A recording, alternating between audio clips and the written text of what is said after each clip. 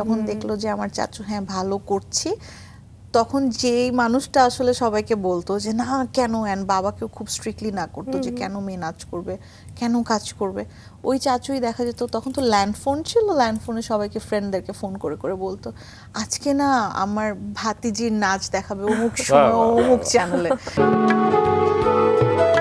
পরিবারে কারো পরিকল্পনা ছিল না মিডিয়াতে আসবেন, আপনার নিজেরও সেরকম চিন্তা ছিল না হয়তো, তারপরে কিভাবে আসলে চলে আসা এই মিডিয়া জগতে? শখ কিভাবে এই শখে জড়িয়ে গেলেন? শখের এটাও আসলে শখ ছিল না, শখ ছিল শখ নাচ করবে, বাট আমার ফ্যামিলি আসলে এত স্ট্রিক্ট ছিল। ফ্যামিলি বলতে হচ্ছে কি আমার চাচার কথা আমি বলবো। আমার মেজো চাচু একদমই উনি হচ্ছে গিয়ে যে হ্যাঁ সুন্দর মেয়ে হয়েছে, কেন মিডিয়াতে কাজ করবে, মিডিয়াতে কাজ করার তো প্রশ্নই আসে না, মানে সুন্দর মেয়ে আছে ঠিক আছে, দেখতে সুন্দর সুন্দর সুন্দর করে লেখাপড়া করবে, বাসায় থাকবে, নামাজ কালাম পড়বে, এটাই হবে হচ্ছে গিয়ে, কেন নাচ করবে, নাচও করতে পারবে না। কিন্তু যখন দেখা গেল যে আমি টুকটুক করে নাচে ভালো করছি, এমনও হয়েছে যে আমার সাথে তো সবসময় কখনো না মানে আমি তো কখনো একা ছিলাম না, হয় আমার সাথে আমার মা থাকতো, না হয় বাবা থাকতো। তো বিভিন্ন কম্পিটিশনে বা ডান্সের ক্লাসে যখন আমি যেতাম, কম্পিটিশনে ভালো করলে একটু একটু করে যখন চ্যানেলগুলোতে দেখানো শুরু করলো যে নাচের কম্পিটিশন হচ্ছে, নতুন কুড়িতে যখন গেলাম, যখন আমি অ্যাওয়ার্ড অ্যাচিভ করলাম, তখন যখন নতুন কুড়িতে পেয়েছিলেন পুরস্কার? নতুন কোন কুড়িতে পেয়েছিলাম, নতুন কুড়িতে ক্লাসিক্যাল ডান্সের উপর ছিলাম, ক্লাসিক্যাল ডান্সের উপর ছিল, ফার্স্ট হয়েছিলাম।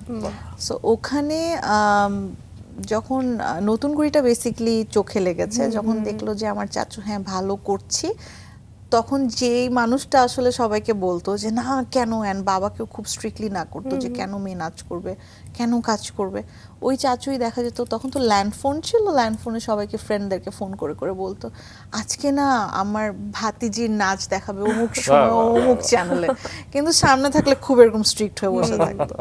সো এরকম টুকটুক করে আসলে নাচ থেকেই আমার আসলে মিডিয়াতে কাজ করা, অ্যান্ড একটা নাচের কোনো একটা টিভি চ্যানেলের থিম সং এর শুট করতে গিয়ে আসলে অমিতাভ রেজা ভাইয়া আমাকে প্রথম দেখে। সো দেখে তখন বলছিল, না না ছোটবেলায়, ছোটবেলায় মানে তখন আমি ক্লাস 6 or 7 পড়ছি এরকম। তো তখন দেখে বলে যে মেয়েটা সুন্দর, মেয়েটার চুল অনেক বড়, মেয়েটার কিছু ছবি তুলে নাও। তো ওই অবস্থায় আসলে আমার কিছু ছবি তুলে নেওয়া হয়। তো এরপর আসলে তারপর আর ফিরে তাকাতে হয়নি আসলে। তবে তারও 4 বছর আগে আপনি নাটকে অভিনয় করেছিলেন শিশু শিল্পী হিসেবে, সাক্ষ্য নাটকে। হ্যাঁ, ওই যে নতুন কুড়ি থেকে আসলে বিটিভি থেকেই একটা অফার এসেছিল যে একটা শিশু দোষ চরিত্রে মানে একটা নাটক করার জন্য। তো স্বাক্ষরে আমি মেইন ক্যারেক্টার প্লে করেছি, যদিও বাচ্চা ছিলাম, বাট আমাকে নিয়েই টোটাল গল্পটা ছিল। অ্যান্ড আমার ফার্স্ট নাটকেই আমি আসলে অনেক বেশি ব্লেসড অ্যান্ড লাকি আমি বলবো। এত সিনিয়র দুজন আমি আর্টিস্টকে পেয়েছি, Rasul Islam Asad uncle and Piyada S আপু। সো একজন আমার মা ক্যারেক্টার প্লে করেছে, আর একজন বাবার। এবং সেকেন্ড নাটক যেটা আমি জানি যে নিক্তি, সেখানেও তৌকির আহমেদ ছিল, আফসানা মিমি ছিলেন, আমজাদ হোসেন ছিলেন। হ্যাঁ, সেখানেও আমার লিড ক্যারেক্টারই ছিল, কারণ গল্পটাই ছিল আসলে বাল্যবিবাহের উপরে। অ্যান্ড আমি অনেক ভালো একজন ডিরেক্টরকেও পেয়েছিলাম, তার নাম হচ্ছে কায়েস চৌধুরী। জি জি, তিনি আমাদের মাঝে এখন নেই, এখন আর নেই।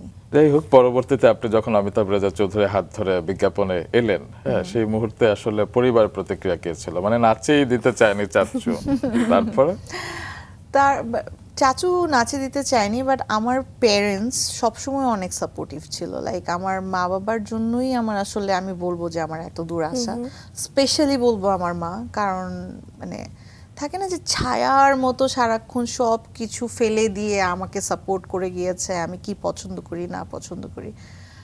রিয়াকশন কি ছিল আমি বলবো, যখন ফার্স্ট আমার সানসিল্কের একটা বিলবোর্ড হয়, তো সানসিল্কের বিলবোর্ডের সময় তখন একটা সোলো না 3 জনের একটা বিলবোর্ড ছিল, মাঝখানে আমি আমার ছবিটা অনেক বড় করেছিল।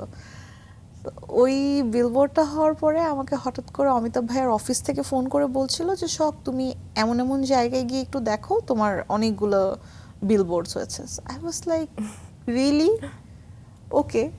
দেন বাবা আমি আম্মু আমরা 3 জনই বের হলাম, যেয়ে দেখলাম যে ইন্টারকন্টিনেন্টাল, এখন যেটা, আগে তো শেরাটন ছিল, ইন্টারকন্টিনেন্টালের সামনে বড় করে একটা সানসিল্কের বিলবোর্ড আমার, টিএসসি তে বিলবোর্ড আমার, মানে পুরো বাংলাদেশে সানসিল্ক, মানে সানসিল্ক একটা ইন্টারন্যাশনাল ব্র্যান্ড, কেমন পাবলিসিটি হতে পারে এটা আমরা মোটামুটি সবাই জানি। সো সানসিল্কের মতো একটা ব্র্যান্ডে আমার ছবি, এটা দেখে তো সবাই তখন খুবই প্রাউড, যারা বলতে না চায় যে হ্যাঁ কেন কাজ করবে কেন এটা এটা, তারাও খুব প্রাউডলি সবাইকে চোখে আঙ্গুল দিয়ে দিয়ে দেখাচ্ছে এই যে এটা আমাদের হচ্ছে কি মেয়ে। আমার ভাতিজি বা এটা হচ্ছে কি আমার পরিচিত। আমার স্কুলের টিচাররা অনেক বেশি এক্সাইটেড ছিল, আল্লাহ সব তোমার এরকম এরকম ছবি সুস্মিতা দেখেছি। দেখলে চুল দিয়ে আসলে বিশ্ব জয় করা যায়। একদমই তাই। হ্যাঁ তখন আমার চুলও অনেক বড় ছিল, অনেক বড় ছিল, লাইক হাঁটুর নিচে ছিল চুল।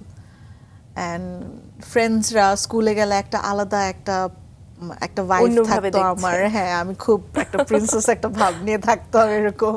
বাহ। সো ভালো তো ছিল। দ্বিতীয় বিজ্ঞাপনও একজন বিখ্যাত নির্মাতা ছিলেন, তাই না সুস্মিতা? তুমিও তো জানো। একদমই তাই, সেটাই আমি প্রশ্ন করতে যাচ্ছিলাম যে অমিতাভ রেজা চৌধুরীর পর মোস্তফা সরোয়ার ফারুকের সাথে কাজ, তো নিজেকে এখন ভাগ্যবান মনে হয় যে এরকম বড় নির্মাতাদের সঙ্গে কাজ? ডেফিনেটলি, আমি তো বরাবরই বলি যে আমি অনেক blessed and lucky. And not only that, মানে আমি যেমন আমার কোয়ার্টিস্ট সব ভালো ভালো বড় সিনিয়র কোয়ার্টিস্টদেরকে পেয়েছি, আমার ডিরেক্টরসরা অনেক সিনিয়র অ্যান্ড অনেক গুণী ছিল। অ্যান্ড আমি বলবো আমি যেসব ব্র্যান্ডের সাথে ট্যাগ ছিলাম আমার ব্র্যান্ডগুলো অনেক ভালো ছিল। লাইক আমার ফার্স্ট ব্র্যান্ড ছিল সানসিল্ক, সেকেন্ড ছিল প্যারাশুট। প্যারাশুট।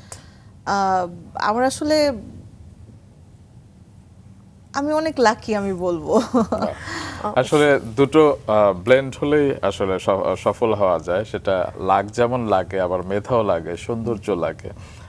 আপনি যদি ভালো পারফরমেন্স না করতেন তাহলে তো আসলে এ পর্যন্ত আসা সম্ভব হতো না।